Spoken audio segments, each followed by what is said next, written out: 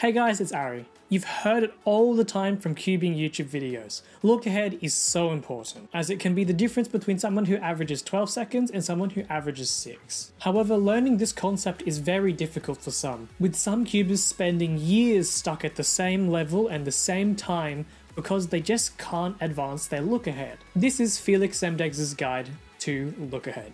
But wait, you're not Felix. No, I'm Ari. I make videos about all things speed cubing and am also Australian like Felix. This guide is based off Feliks Zemdegs' Look Ahead progression framework, a 3-step framework that covers the stages of look ahead. But first, what is look ahead? Look ahead is solving the pieces of a twisty puzzle such as the Rubik's Cube whilst looking at another thing, typically the next piece that you're about to solve. Have you ever solved a cube like this?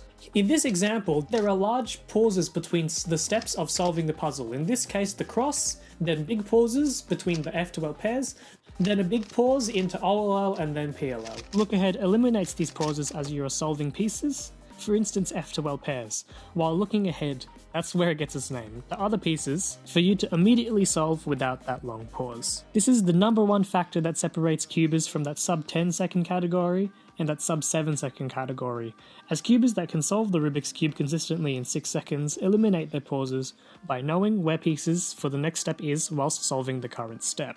This guide is mostly focused around F to L within the CFOP speed solving method, and so we'll assume you know what F to L is. If not, go check out this playlist above here. And if you're a beginner, check out my beginner's guide up here. So how do I learn look ahead? This is where Feliks Zemdegs' look ahead progression framework comes in. Feliks separates the levels in skill of look ahead into 3 stages: spotting, tracking, and knowing. In spotting, you see the first F to L pair, watch it solve into the slot, and then look for the next F to L pair, or spot the next F to L pair, and then proceed to solve it. In tracking, the second stage, you see your first F to L pair, and you solve the pieces into its correct slot, and then track, meaning actively watch the pieces of the next pair, and then immediately solve the next pair once completing pair number 1. In the knowing stage, the final stage, you see both your first and second F to L pairs, and in your mind already know the moves that you will use to solve F to L pair 1, and exactly how they will affect F to L pair 2, immediately solving pair number 2. Now, to improve between spotting and tracking. Here, there are some large pauses between the steps of solving the puzzle, in this case solving the cross, the 4 F to L pairs, and then the last layer. When you start out learning F to L, a lot of mental effort and thought goes into solving each F to L pair. However, after a lot of time and practice, the mental effort required lessens as you are able to recognize F to L pairs and already know what moves to do to solve them. This requires, well, a lot of time, effort, and practice. This requires a lot of rote learning, meaning memorization based on repetition. In this situation, repetition of your F to L basics until they are second nature. However, this type of learning will only get you so far, as I'll explain in a little bit. You can try blindfolding yourself, or closing your eyes, when solving an F to L case to see whether you can practice solving individual pairs without looking at them. Once you're at the stage when you can confidently solve individual F to L pairs into their slots without looking at the cube, then you can start to work on your ability to track pieces.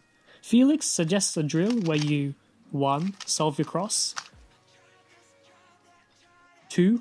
Look for your first F to L pair, 3. Determine the moves you will use to solve that F to L pair into its slot.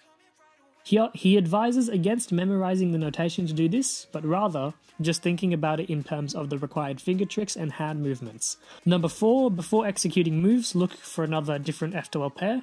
5, execute the solution for your first F to L pair. Whilst executing the solution, focus on looking at or tracking the pieces of the second F to L pair. And then 6, repeat the same process for the remaining F to L pairs on the cube, starting from step 3. Step 2 is not required for the following pairs because you've already tracked your next pair into step 5. And you should do this drill untimed. Amongst other tips, Feliks also suggests treating F to L as a constant flow, from cross to OLL as opposed to 4 separate pairs. We see cubers have big pauses between F to L pairs, turning super fast and then pausing, and then turning super fast and then pausing, you get the idea. Okay, I can track my F to L pairs, where to next? This is the most abstract part to look ahead progression. Feliks believes that this largely comes with time and experience, which is like most things. But here are some tips and exercises to help with going to the intermediate and advanced stages. Visualizing the cube. Top cubers can visualize the cube in their mind very easily, where they have a strong mental image of the cube and how pieces interact. This comes with being highly familiar with the cube and the way in which pieces move and interact with one another. This is where discovery learning comes in, where you learn by doing. Rote learning, where you continuously repeat algorithms to solve F-well pairs, will teach you quickly how to solve that pair, but you need to pay close attention to how these turns affect the cube and the rest of its pieces.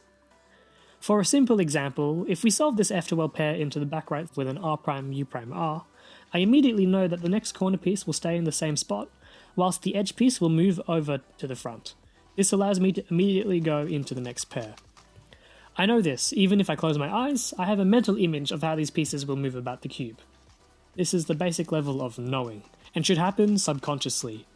At a more advanced level, it's a combination of knowing and tracking. Before I solve an F-well pair, depending on the difficulty of the pair, and depending on the location of the next pair, I'll have a certain degree of confidence regarding where the pieces of my next F-well pair will end up.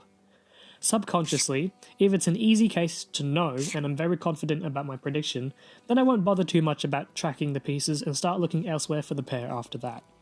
However, if it's quite a long solution for the first pair, and it will heavily influence the pieces in the following pair, then it's quite difficult for me to know where the subsequent pair's pieces will end up, and so I have to actually focus on tracking them during the execution of my first pair.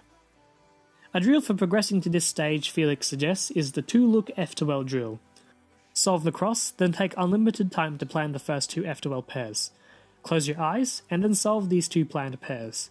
After solving these pairs, take another look and do the same for the final 2 pairs. A final tip Feliks recommends practicing is trying to predict OLL whilst doing the last pair. The easier level of this is just predicting edge orientation, and the more advanced levels of this include predicting the actual OLL case while doing the last pair, and then solving your last pair and OLL in one look. In summary, look-ahead is an important distinguishing factor and skill that allows speedcubers to solve without big pauses between each step.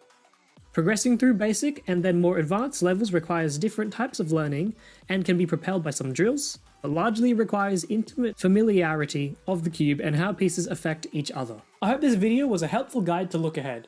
Do let me know if you have any questions in the comments below. You can find the full written article from Feliks at cubeskills.com, which will be linked in the description. And if you like this video, do hit like and get subscribed for more videos just like this. Check out speedcubeshop.com for the best deals on speedcubes and use code ARI for a discount at checkout. Before you click away, check out this video here about Max Park and how his practicing methods are backed up by science.